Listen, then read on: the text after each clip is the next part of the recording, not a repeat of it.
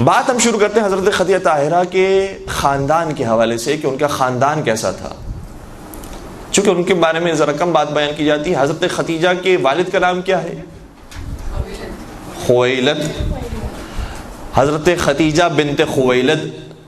کہا جاتا ہے، اس کا مطلب جناب خویلد ان کے والد بزرگوار کا نام ہے۔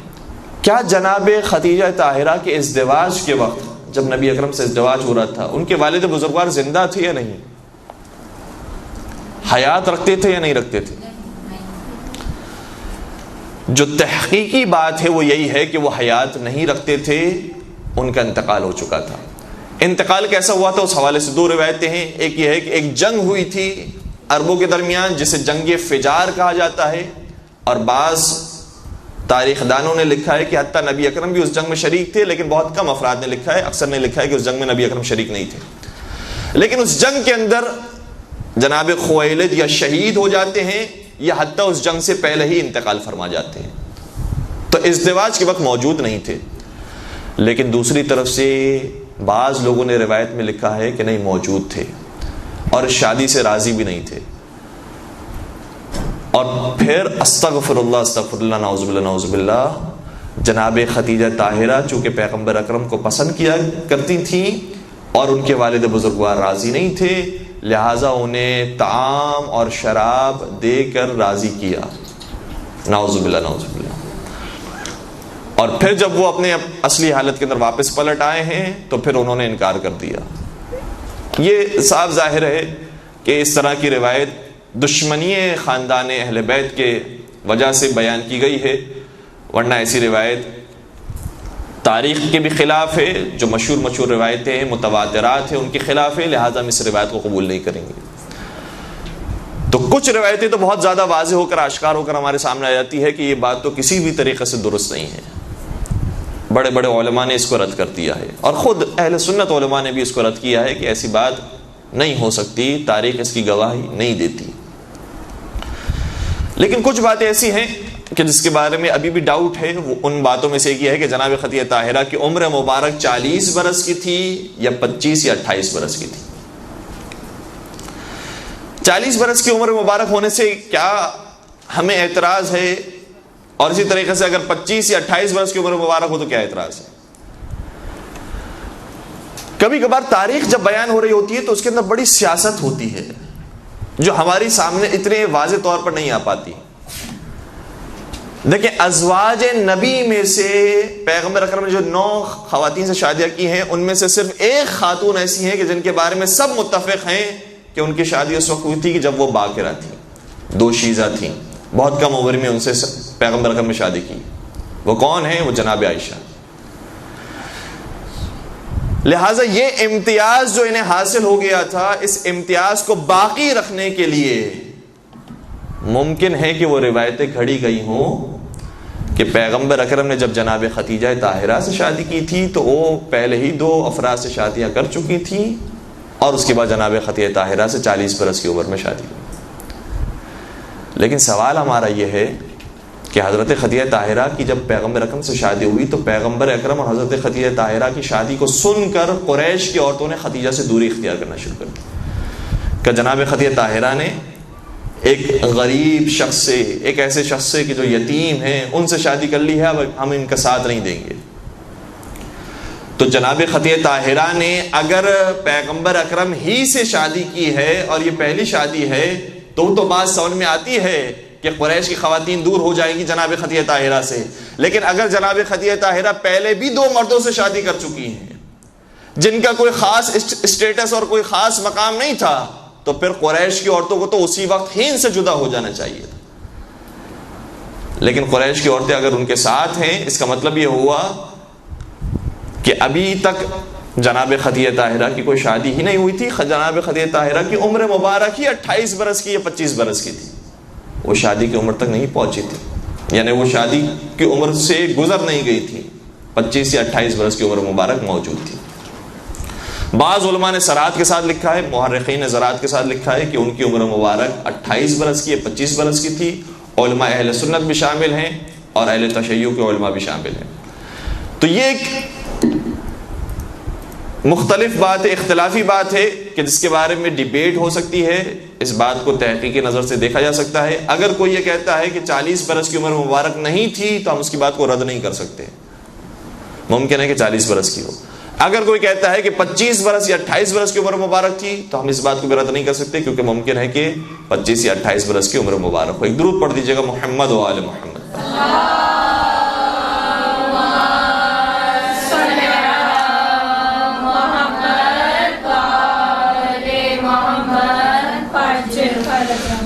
پھر جناب خدیجہ طاہرہ کے جو دادا اور ان کے جد ہیں جناب اسد، اچھا یہ جب اسد کا لفظ آتا ہے تو بعض لوگوں کے ذہن میں فوراً سے خیال آئے گا فاطمہ بنت اسد بھی تھیں، تو کہیں وہی اسد ان کے بھی دادا اور جد تو نہیں ہوتے ہیں؟ تو ایسی بات نہیں ہے۔ فاطمہ بنت اسد ان کے جو جد ہیں وہ اور ہیں،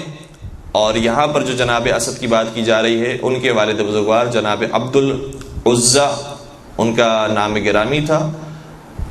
اور یہ جناب اسد وہ ہیں کہ جنہوں نے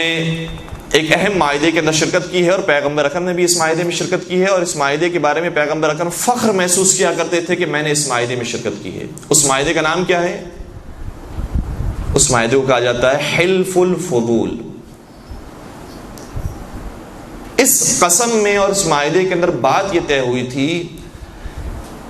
کہ جب ہم ایک دوسرے سے دشمنیاں کرتے ہیں، ایک دوسرے کے مردوں کو قتل کر دیتے ہیں، تو کبھی کبھار جو مظلوم ہوتا ہے اس کے پاس اتنے پیسے نہیں ہوتے کہ قصاص ادا کر سکے، دیت ادا کر سکے، تو اگر اس کے پاس دیت کے پیسے نہیں ہوں گے تو ہم سب مل کر اس مظلوم کا ساتھ دیں گے تاکہ وہ دیت کی رقم کو ادا کر سکے۔ تو اس معاہدے کے اندر چونکہ مظلومین کا ساتھ دیا جا رہا تھا، محرومین کا ساتھ دیا جا رہا تھا، اور ستم دیدہ افراد کا ساتھ دیا جا رہا تھا، لہٰذا پیغمبر اکرم بھی شامل تھے اور جناب خدیجہ طاہرہ کے جد امجد وہ بھی شامل تھے۔ اور ظاہر سی بات ہے کہ پیغمبر اکرم کی عمر مبارک بہت کم تھی، جناب اسد کی عمر مبارک کافی زیادہ تھی، اور وہی سرکردہ افراد کے اندر شامل تھے کہ جن کے ساتھ بیعت ہوئی تھی۔ تو جناب اسد اسی طریقے سے معلوم یہ ہوتا ہے کہ پہلے ہی سے اخلاقیات کی طرف رجحان تھا، اور ان کی اولاد کا اسی طریقے سے اخلاقیات کی طرف رجحان تھا۔ جناب خدیجہ طاہرہ انہی کی نسل میں سی تھی، اور جناب خدیجہ طاہرہ کے بارے میں اور ان کے سارے آبا و اجداد کے بارے میں ملتا ہے کہ یہ سب آئین ابراہیمی کو مانتے تھے، دین ابراہیمی پر عمل پیرا ہوتے، اور پیغمبر اکرم کے اجداد کے بارے میں بھی یہی بات ہے کہ وہ بھی دین ابراہیمی کو مانتے تھے۔ تو قریش میں سے، مکہ میں سے کچھ افراد وہ تھے کہ جو بت پرستی نہیں کیا کرتے تھے، باقی سب بتوں کو پوجا کرتے تھے۔ وہ افراد جو بت پرستی نہیں کیا کرتے تھے ان میں جناب خدیجہ طاہرہ بھی شامل ہیں، جناب ابو طالب بھی شامل ہیں، جناب ابو عبداللہ بھی شامل ہیں، یہ پورا بنی ہاشم کا گھرانہ بھی شامل ہے، اور جناب خدیجہ طاہرہ کا گھرانہ بھی شامل ہے۔ البتہ جناب خدیجہ طاہرہ کے کچھ افراد وہ تھے کہ جنہوں نے جب یہ محسوس کیا کہ بت پرستی غلط عمل ہے تو وہ مختلف علاقوں میں نکل گئے صحیح دین کو تلاش کرنے کے لیے۔ تو بعض نے مسیحیت کو اپنا لیا، بعض نے یہودیت کو اپنا لیا، اور بعض جناب ابراہیم کے دین پر عمل پیرا ہوئے۔ البتہ اس زمانے میں جتنے بھی دین حق تھے انہی دین حق پر عمل کرنے والے افراد تھے، ان میں سے کوئی بھی شخص ایسا نہیں تھا جو بت پرستی کرنے والا ہو۔ یہ ان کے خاندان کی شان میں سے شان ہے کہ یہ ابتدا ہی سے انہوں نے کبھی بھی بتوں کے سامنے سر نہیں جھکایا، کبھی بت پرستی نہیں کی، اور کبھی شرک نہیں کیا۔ اب ایک بات جناب خدیجہ طاہرہ کی مال و دولت کے حوالے سے دیکھیں، اب میں یہی تاریخ کی بات آپ کی بیان کروں گا۔ جب تاریخ میں بات کسی کے بارے میں بیان ہوتی ہے تو اتنی زیادہ بھی بیان کر دی جاتی ہے جو افراد کے قریب پہنچ جاتی ہے، اور کبھی تفریط پر بات آ جاتی ہے۔ جناب خدیجہ طاہرہ کے بارے میں ایک روایت کی بیان ہوئی ہے کہ ان کے پاس 80,000 اونٹ موجود تھے، جنہیں وہ یمن، جنہیں وہ مصر اور جنہیں وہ شام بھیجا کرتی تھی تاکہ وہاں سے تجارت کرے، اور بہت ان کا مال و دولت، ان کی ثروت اتنی زیادہ تھی کہ جو مکہ میں کسی کے بھی برابر نہیں تھی۔ سوال یہ پیدا ہوتا ہے کہ حضرت خدیجہ کے پاس اتنی دولت آئی کہاں سے؟ کوئی معجزہ ہو گیا، کوئی کرامت ہو گئی، اتنی دولت کیسے آ گئی؟ جناب ابو طالب کے پاس دولت نہیں ہے، جناب عبداللہ کے پاس دولت نہیں ہے، بڑے بڑے قریش کے افراد کے پاس دولت نہیں ہے، جناب خدیجہ کے پاس دولت کیسے آ گئی؟ تو تاریخ کے مطالعے کے بعد یہ پتہ چلتا ہے کہ ان کے پاس جو دولت آئی تھی وہ ان کے والد بزرگوار سے میراث میں انہیں ملی تھی، اور اس میراث سے جو دولت ملی تھی اسی میراث کی دولت کو انہوں نے پروان چڑھایا ہے اور تجارت کے ذریعے، مزاربہ کے ذریعے اپنی دولت میں اضافہ کیا ہے۔ تو آپ محسوس کریں کہ جو دولت میراث کے ذریعے ملی ہو وہ اس قدر زیادہ تو نہیں ہو سکتی۔ جناب خویلد کے بارے میں اتنا نہیں آیا ہے کہ وہ امیر ترین افراد میں شامل تھے، جناب خدیجہ کے بارے میں آیا ہے۔ اس کا مطلب یہ ہوا کہ ایک حد تک دولت موجود تھی اور اس دولت میں اضافہ کیا ہے، اور یہی بات حتیٰ مردوں کو سیکھنے والی ہے، مردوں کے لیے سیکھنے والی ہے کہ اپنی دولت میں اضافے کے لیے صرف محنت مزدوری نہیں ہوتی ہے، بلکہ انسان اپنی عقل اور شعور کو بھی اتنا استعمال کرے کہ اسی دولت کے ذریعے جو میراث سے ملی ہے کسی سرمایے کے اندر اگر لگا دے، انویسٹ کی جائے، تجارت کی جائے، تو اسی دولت کے ذریعے اس میں اضافہ کیا جا سکتا ہے۔ جناب خدیجہ طاہرہ کیا کرتی تھی؟ جو روایت کے اندر تحقیق سے بات سمجھ میں آتی ہے وہ یہ ہے کہ مختلف لوگوں سے رابطہ کر کے اور ان سے یہ کہا کرتی تھی کہ آپ اگر تجارتی کاروان لے کر جا رہے ہیں تو آپ کو جتنا فائدہ ہوگا اس فائدے کو ہم نصف کر لیں گے، اور آدھا فائدہ آپ رکھیے گا، آدھا فائدہ ہم۔ لہٰذا جناب خدیجہ کا مال استعمال ہوتا تھا اور وہ مال پھر فائدے کی صورت میں جناب خدیجہ طاہرہ کو ملتا تھا، اور اس میں سب سے بڑا نام جناب میسرہ کا نام ہے، جو جناب خدیجہ طاہرہ کے غلام تھے، انہیں بھیجا کرتی تھی، اور شام کی طرف وہ روانہ ہوئے، مختلف علاقوں کی طرف روانہ ہوئے، اور جناب خدیجہ کے مال میں اضافہ ہوا۔ پھر میسرہ نے ہی اور اسی طریقے سے جناب خدیجہ طاہرہ نے محسوس کیا کہ اسی مکہ کے اندر ایک شخص ایسا پایا جاتا ہے جسے صادق اور امین کہا جاتا ہے، اگر اسے میں نے بھیج دیا تجارت کرنے کے لیے تو واقعاً بہت سود حاصل کر کے وہ آئے گا، بہت پروفٹ حاصل کر کے وہ آئے گا۔ لہذا پیغمبر اکرم سے حضرت خدیجہ طاہرہ کی ملاقات ہوئی، اور پھر جناب خدیجہ طاہرہ نے جب پیغمبر اکرم کو بھیجا ہے تو پھر اتنا مال جناب خدیجہ طاہرہ کی خدمت میں پیغمبر لے کر آئے جو اس سے پہلے کسی تاجر نے اور کسی غلام نے پیش نہیں کیا، وہ مال پیغمبر اکرم لے کر آئے، اور اس کے بعد سے جناب خدیجہ طاہرہ کے دل میں احساس پیدا ہوا کہ پیغمبر اکرم واقعاً صادق اور امین ہے، جو انہوں نے کام کیے تھے ویسے ہی عمل کر کے دکھایا۔ اور پھر جناب میسرہ نے جو رپورٹ پیش کی ہے کہ یہ شخص جہاں جہاں گیا، میں نے دیکھا کہ گرمی کا وقت تھا، دھوپ کا وقت تھا، ہم سب پر تپش محسوس ہوتی تھی، لیکن میں نے کیا دیکھا کہ یہ جہاں جاتا ہے بادل اس کے ساتھ ساتھ چلتا ہے۔ میں نے کیا محسوس کیا کہ کچھ درختوں کے قریب سے جب یہ گزرا ہے تو پھر درختوں سے آواز آ رہی تھی، سبحان اللہ والحمد للہ ولا الہ الا اللہ واللہ۔ تو یہ شخص کوئی معمولی ہستی نہیں ہے، لہٰذا جناب خدیجہ طاہرہ نے پھر پیشکش کی۔ اب بہت ساری باتیں ہیں کہ جو ہماری شادی سے بڑی ہٹ کر انجام پائی ہے، ہمارے رسم و رواج سے ہٹ کر انجام پائی ہے، اور میں آپ کی خدمت بیان کرنے کی کوشش بھی کروں گا اور اس کے بعد احمد تمام کر دوں گا کہ اس شادی کے اندر کچھ چیزیں ہیں کہ جو ہمارے رسم و رواج سے اور کچھ چیزیں ہیں کہ جو حتیٰ جاہلیت کے رسم و رواج سے ہی مختلف ہیں۔ سب سے پہلی بات یہی کہ جناب خدیجہ طاہرہ نے پیشکش کی، یہ بات ہمیں بتا رہی ہے کہ کبھی کبھار انسان اگر کسی کے اخلاق کو دیکھ لے، کسی کی دینداری کو دیکھ لے، کسی کے خوف خدا کو دیکھ لے تو پھر اس بات کا انتظار نہ کرے کہ وہ پیشکش کرے۔ ممکن ہے کہ اگر انتظار کیا جائے تو پھر یہ بہترین رشتہ ہاتھوں سے چلا جائے، اور جو آج کل یہ ہو رہا ہے، بعض لوگ اتنا انتظار کرتے ہیں کہ ان کی بیٹیاں بڑی ہو گئی ہیں، بزرگ ہو گئی ہیں۔ اسی طریقے سے اگر لڑکوں کے اندر یہ بات پیدا ہو جائے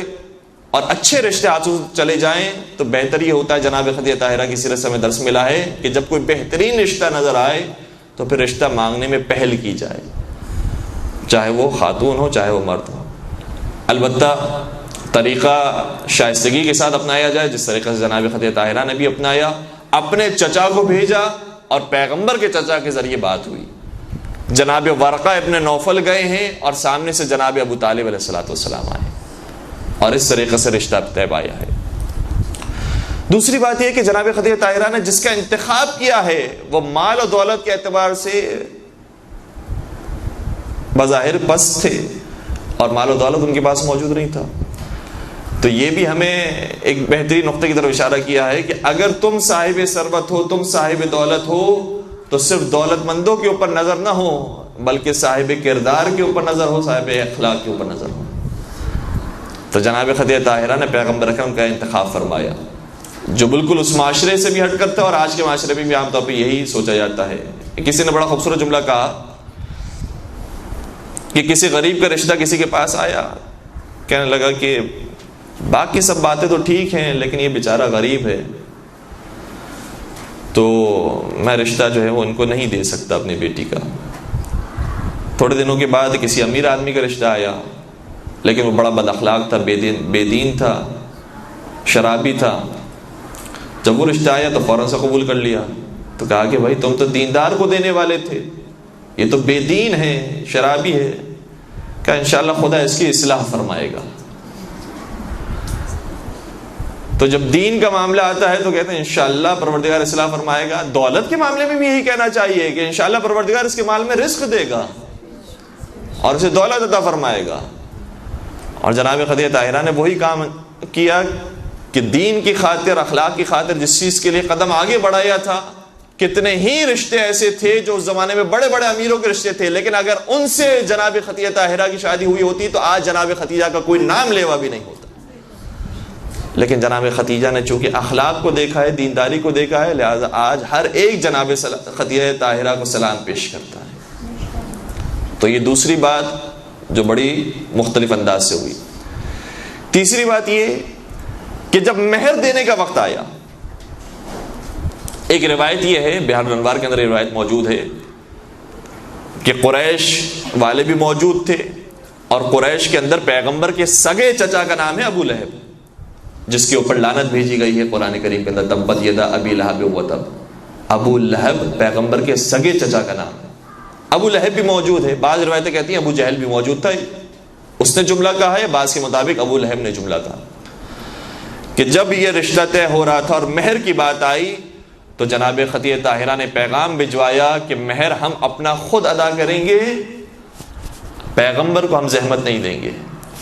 یعنی اس کا مطلب یہ ہوا کہ جو مہر میں نے بیان کیا ہے وہ مہر میں ہدیے کے طور پر پیغمبر کو دے دوں گی، پیغمبر مجھے وہی ہدیہ واپس کر دیں گے. تو جیسے یہ بات طے ہوئی، جناب ابو طالب نے بات قبول کر لی. کہا جیسے آپ مناسب سمجھے یہ بات ہم نے قبول کر لی. تو پھر ابو لہب کھڑا ہو گیا اور کہا اے ابو طالب تجھے کیا ہو گیا ہے کہ ہم پر اب یہ وقت آ گیا ہے کہ ہمارے مردوں کا مہر عورتیں ادا کریں گی.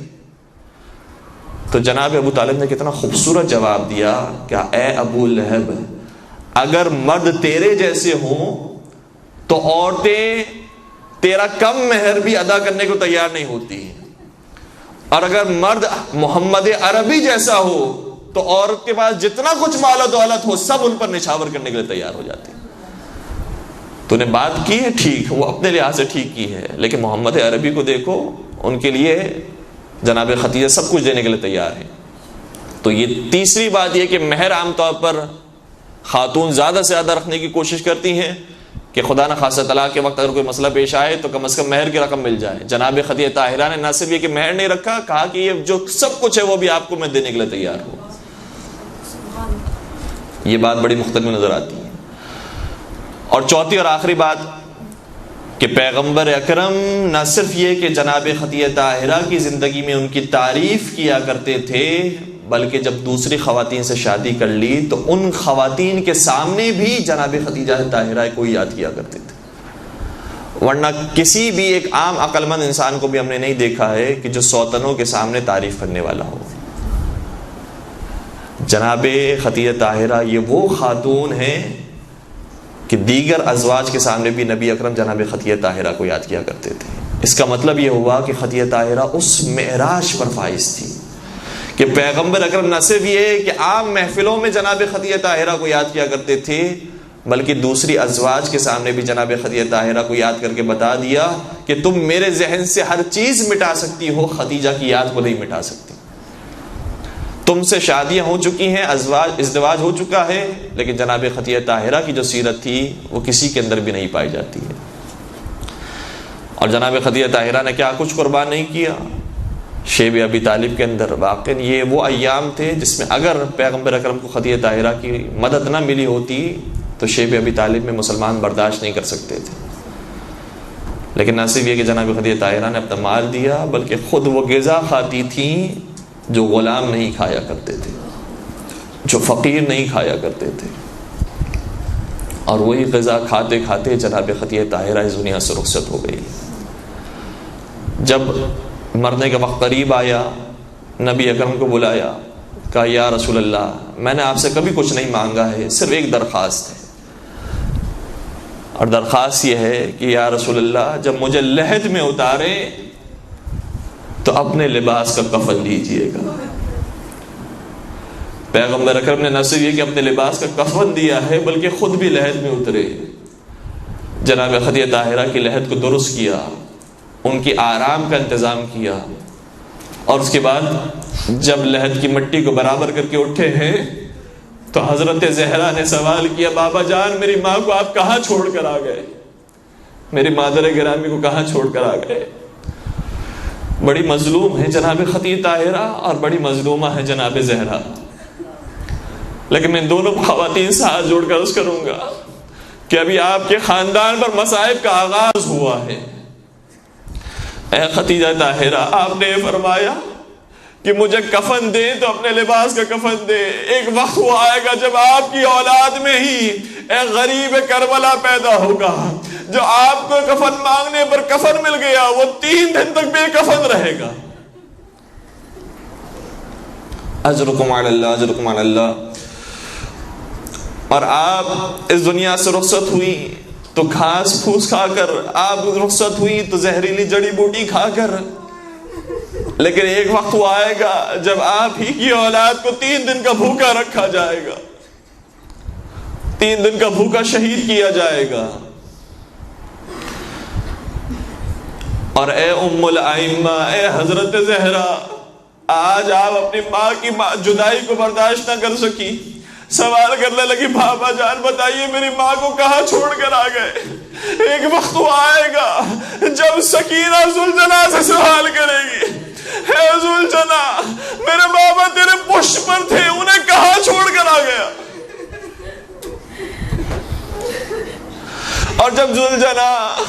اپنے لہو کو نشان اب پیش کرے گا کہ یہ لہو میرا لہو نہیں ہے، تیرے بابا کا لہو ہے جو میں پیش کر رہا ہوں، تو ایک سوال یہ ننھی سی سکینہ کریں گی اے رہ سوار، اے گھڑ سوار، یہ مجھے بتا دے جب میرے بابا کو شہید کیا جا رہا تھا تو انہیں سیراب کیا گیا تھا یا پیاسا ہی ذبح کر دیا؟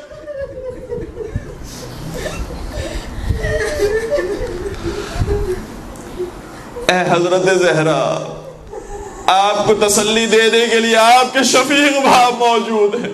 رحمت للعالمین موجود ہیں، جنہوں نے دلاسا دیا اگر تیری ماں زندہ نہیں ہے باپ تو زندہ ہے، یہ تیری کفالت کرے گا، تیری پرورش کرے گا۔ لیکن ہائے سکینہ،